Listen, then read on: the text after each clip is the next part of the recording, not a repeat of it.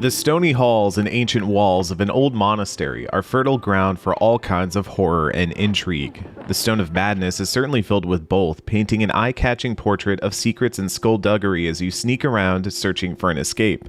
As the days and nights drag on, though, the crack in its facades start to show, and the initially intriguing tactical stealth falls prey to too many technical issues.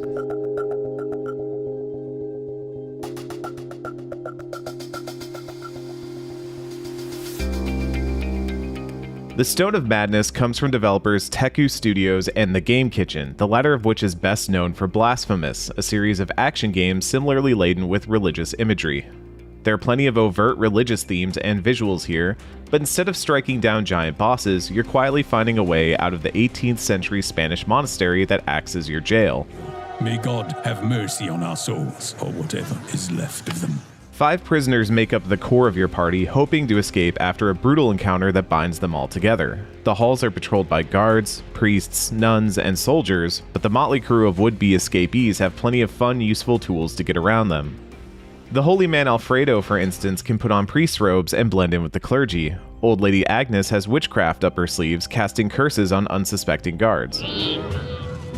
Eduardo, the silent giant, moves boxes and breaks down walls, while the tiny Amelia can sneak through tunnels, lay down mousetraps, and pick pockets. Leonora was my go-to for most days. She can climb walls, pick locks, and drop ropes, opening up new routes for other characters in the process. She can also knock out guards or even kill them, though death comes with a cost. Days in the Stone of Madness alternate between daytime excursions and nighttime planning. Stealing resources, uncovering clues, and completing objectives all take place in real time during the day as you explore different areas of the monastery. Time also passes during the day, with patrol routes changing and malevolent spirits emerging as afternoon turns to evening and on into nighttime. Staying out late can be new rewarding opportunities, but also more dangers, which makes for some exciting thrills as you try to push your luck. At night, you can use your time and crew skills to recuperate and scheme. Your characters have health, suspicion ratings, and sanity to manage, so keeping them healthy and stocked with tools for their particular skill set is crucial. Managing the tasks you need to complete each day against your deteriorating well-being and limited nighttime activities make it feel like every victory is won against the ticking clocks of doom and entropy. Overcoming those odds, gaining mastery over the resources available, and thriving inside the walls of the monastery feels incredibly rewarding.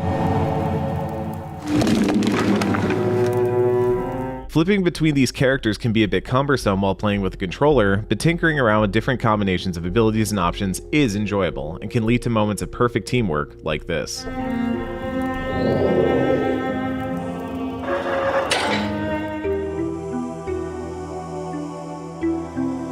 Characters also have their drawbacks. Each of the 5 prisoners has their own fears to cope with or cleverly work around, and forcing them into certain situations will drain their sanity. Eduardo fears the dark, for instance, while Leonora cannot bear the sight of a blazing pyre. Finding ways to avoid these phobias, like lighting up darkened rooms or shooting down gargoyles with a pistol, adds more satisfying wrinkles to iron out the way to your objective.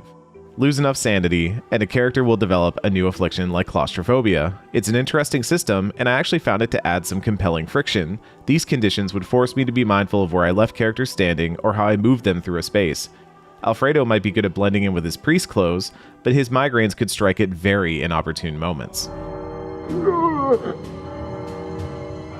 Frustratingly, when things do fall apart, it's not always because of your own mistakes. Across the roughly 25 hours it took me to finish the Stone of Madness's 2 separate campaigns, I ran into a ton of different issues, bugs, and glitches.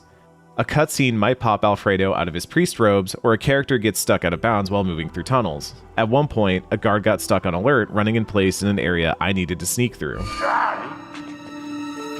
These frequent issues are tedious enough in isolation, but in a tactical stealth game where health and resources are at a premium, it can mean losing a lot of progress and a full reset of the current day, each of which can take upwards of 10 minutes.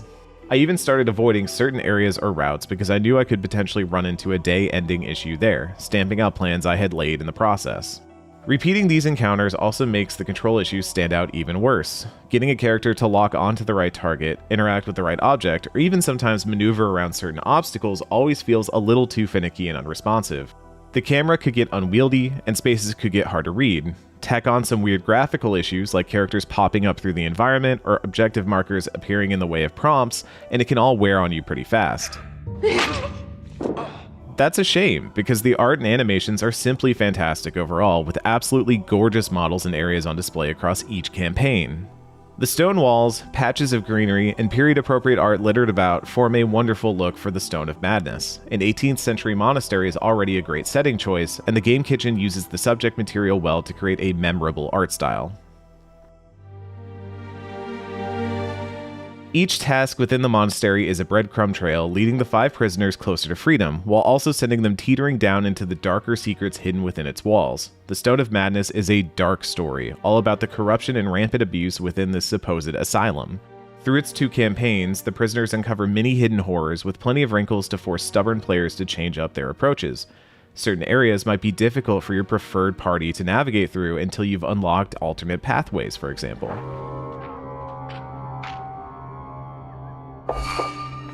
Opening these areas up and mastering them over the course of a campaign is the greatest sense of achievement the Stone of Madness has to offer. Daily objectives help guide you along, but each new zone is really a puzzle to solve all on its own. Moments of carefully coordinated sneaking, puzzle solving, and thieving are when the Stone of Madness stands out the most. The actual stories told throughout both campaigns serve their purpose well enough. Several well-animated cutscenes make the high points resonate, but it's mostly told through text-only dialogue windows otherwise. The named characters are certainly memorable, like TL Del Nido, the egg-collecting elderly woman who gathers gossip, or the merchant Panaceo, who wears a loaf of bread for a hat. I wish some objectives were a little more overt about where to go next, but the intrigue compelled me enough to keep checking and rechecking old haunts to track it all down, and the tips and hints are extremely generous if you want them. Though there are 2 branching campaigns, each with their own areas to explore and stories to tell, they play out pretty similarly in terms of what you're actually doing. Additional characters to meet, stories to uncover, and areas to sneak around can add quite a bit to the total runtime, but they are largely 2 distinct flavors of similar ideas. Still, I enjoyed the new challenges a second route offered, especially since each campaign's final objective is a tense, thrilling challenge that lets every character shine in their own way. The Stone of Madness has some excellent art and great moments of sneaking around, but what should have been a fairly replayable and interesting prison break ends up buckling under the weight of its technical problems. Progress-halting bugs, graphical issues, and finicky controls all turn otherwise engaging sneaking missions into frustrating excursions. With some extra tuning, the Stone of Madness could be a refreshing take on tactical stealth. As is, there are too many obstacles getting in the way of what's good here. For more, check out our reviews of Alien Rogue Incursion or Indiana Jones and the Great Circle, and for